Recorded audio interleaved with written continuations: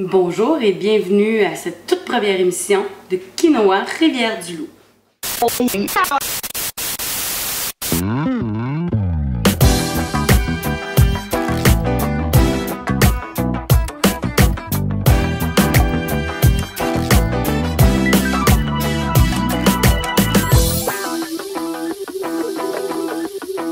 Bonjour à vous Quinoïtes et bienvenue à cette toute nouvelle série Quino qui s'appelle Quinoa, où on vous cuisine des recettes, mais aussi des invités surprises.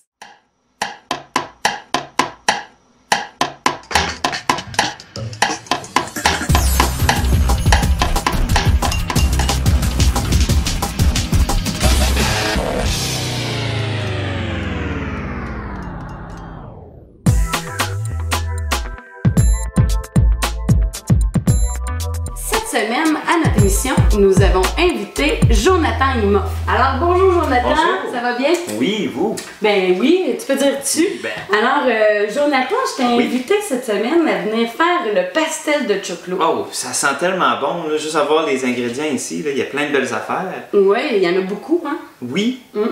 Et qu'est-ce qu'on met là-dedans? Ça ressemble à quoi? C'est comme un pâté chinois qui se prend pour un autre? Là? Oui, mais pas de patates. Hein? Alors, Jonathan, pour cette recette-là, qui est un genre de pâté chinois, la première des choses, on a besoin de bœuf haché. On a besoin de lanières de poulet, d'oignons, d'olives noires, Kalamata, celle que vous préférez, de raisin, rouge ou vert.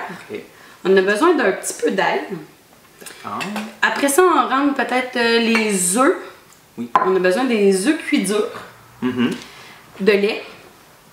Comme on parle de pâté chinois, on a besoin aussi de maïs. Donc, c'est les grands ingrédients de base. Il y a quand même beaucoup plus d'ingrédients que le pâté chinois régulier québécois. C'est ça. Mais c'est une alternative qui va nous donner un... J'ai hâte de goûter. Il y a plein d'épices qui sentent très bon. Aussi. Ben justement, parlant d'épices, on retrouve... j'ai apporté une épice du Chili, qui est le merken. Ça sent très, très bon. Là. Oui, et c'est... Pour vous qui écoutez, vous ne sentez pas, mais ça sent comme le bacon fumé. C'est ça, c'est une épice qui est fumée et très piquante.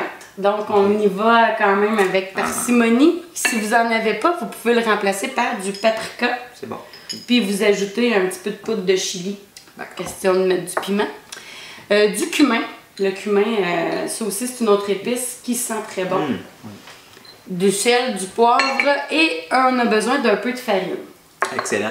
Puis, dans les petits ajouts intéressants, le basilic frais, ciselé, et de la cassonade.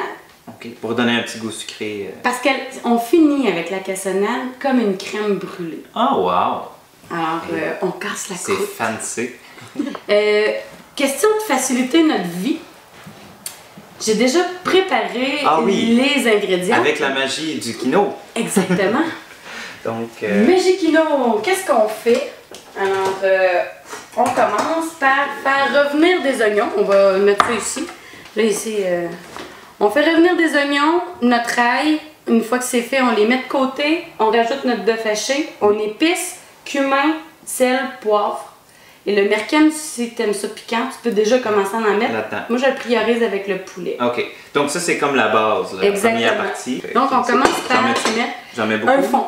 Un fond, parce que là, il ne faut pas t'oublier qu'on rajoute du poulet puis des raisins, des œufs. Donc, on en met une couche dans le fond. Donc, il est important de partir le four à broil, donc à 500. Parfait. Pour la grille du haut. Donc, prochaine étape, si j'ai bien compris, c'est le poulet. Tu mets du poulet. Donc, si tu trouves que tes morceaux sont trop gros, tu peux les effilocher pour les mettre dedans. Sinon, voilà, moi je me suis lavé les mains. Ça sent très, très, très bon. On se met 2-3 morceaux de poulet qui font comme des petites surprises quand c'est le Parce que tu les vois pas. Non, c'est ça. Mais tu finis par les découvrir. Ensuite, des olives. Les raisins, on les met entiers aussi. Parce que sinon, ils deviennent comme de la purée. Alors, en conservant, on peut en mettre dans un autre bol. Et la dernière partie, qui est on appelle ça un appareil, c'est du lait qu'on fait chauffer avec de la farine pour épaissir un peu. Si tu as des problèmes de moton dans ta vie, tu peux aussi faire revenir des oignons. Tu mets ta farine avec les oignons, tu rajoutes le lait.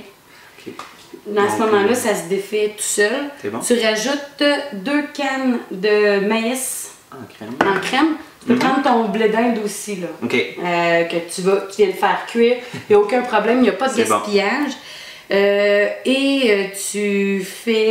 Tu mets tout ça sur le poêle, ça met ça un peu à ébullition.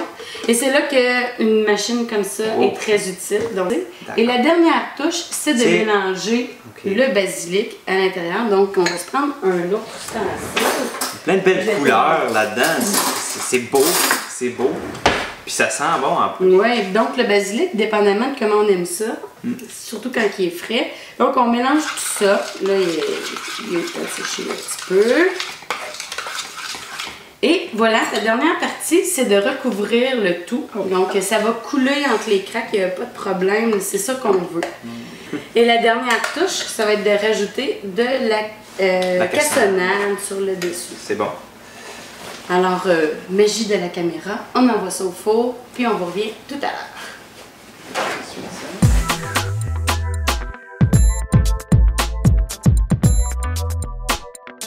Hey! Ça sent bon. Tout à fait. Jonathan, Chin, je t'ai invité ici aujourd'hui aussi, question de parler de ta vie de kinoïte. Oui, ben c'est sûr, oui.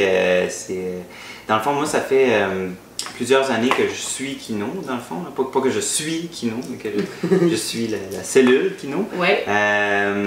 J'ai commencé quand Émile Olivier Desjans était, et François Gamache, qui étaient les animateurs. Ça, ils étaient les animateurs, les organisateurs, puis je me suis joint à eux pour organiser ça. Puis maintenant, c'est moi qui anime et qui travaille là-dessus avec David Thériault.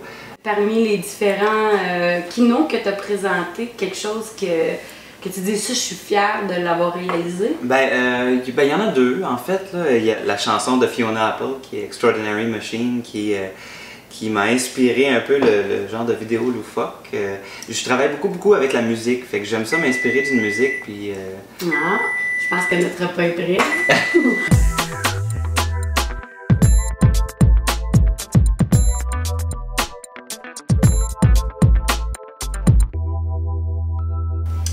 Tu as produit d'autres choses aussi? Oui, c'est ça, j'ai fait...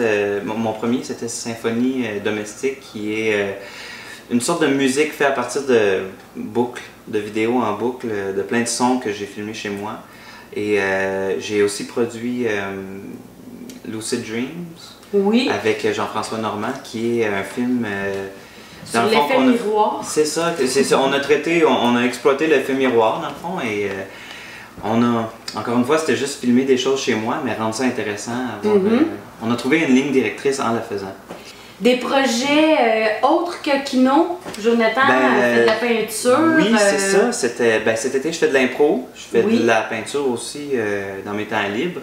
Donc, prochainement, je vais peut-être avoir une expo. Là. Je suis en train d'accumuler des choses qui ont... Des nouvelles œuvres. C'est ça, puis qui vont dans un sens. Là.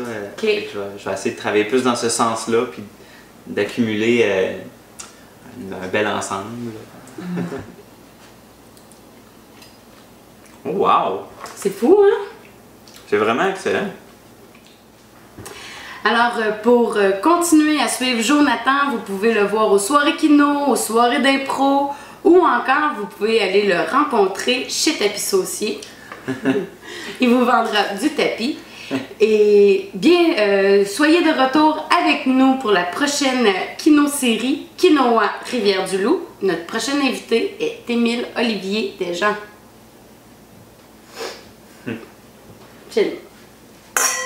Oh, ça sonne bien. Ah oui.